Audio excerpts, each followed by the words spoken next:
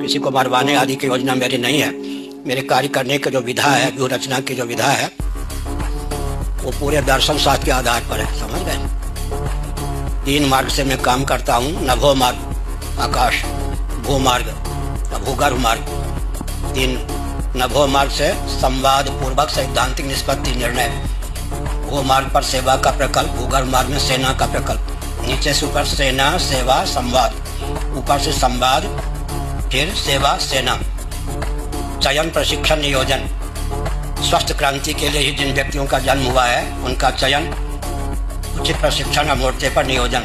चयन प्रशिक्षण नियोजन, भूमार्ग नभो मार्ग और भूगर्भ मार्ग, संवाद सेवा सेना, ये सब प्रकल्प चयन प्रशिक्षण नियोजन। तो हमारे काम करने की विधा है, संपर्क में आने पर प्रशिक्षण होता है, व्यवहार को देखने पर प्रशिक्षण होता है। और मैं इतने संकेत कर सकता हूँ।